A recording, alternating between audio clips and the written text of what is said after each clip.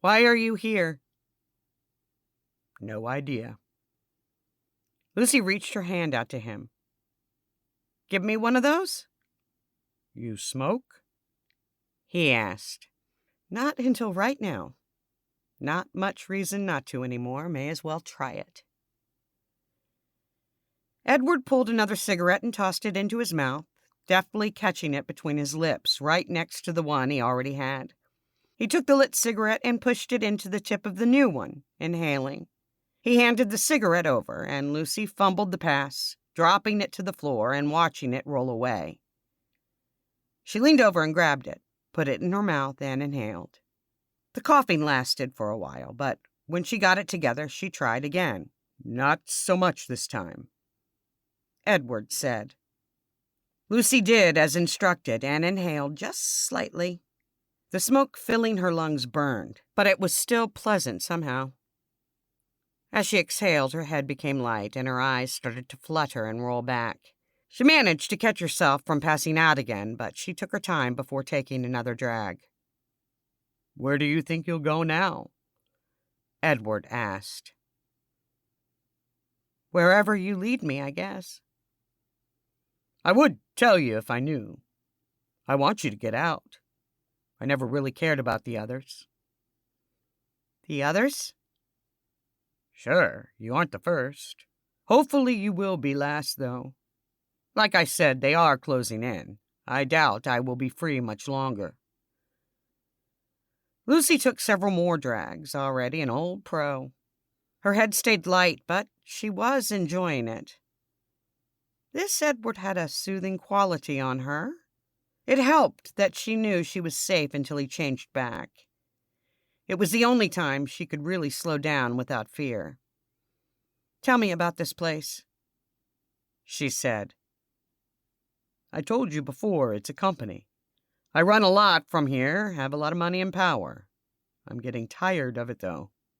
I mean, tell me about the building. Do you know why the house was built? Do you know what this whole setup is about? Edward lit another cigarette. I don't know that much. My father built the building. I inherited it. At some point, the top 8 floors were cut off. Cut off? The offices only go up to the 49th floor now. The rest is all his. I generally stick to the office and work. Sometimes I find myself in other places, and I deal with it. You don't ever remember being the other Edward? I blank it out, I think. I know that he remembers me, though. I don't know for sure, but I think I am around less and less. It's all very confusing. That's why I can't help you. I don't know what would happen to me if I did. They both finished their cigarettes and put them out on the floor. He asked Lucy if she would like another, but she waved him off. Once was enough, and she was feeling sick again. Lucy pointed behind Edward and said, You aren't bothered by that? Honestly? Yeah. It doesn't really bother me anymore, he said, looking back at what was left of Bonnie. That one is pretty gross, though. Gross may be an understatement. I've seen a lot. Might as well just be horror movie effects now. Same difference.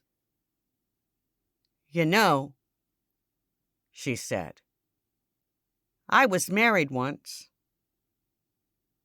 Yeah? What happened? I killed him. He deserve it? Yes. And so do you. I plan to kill you too, Edward. He stood up and dropped a cigarette down to the floor in front of her. Just in case you change your mind, he said, then walked back to the doorway.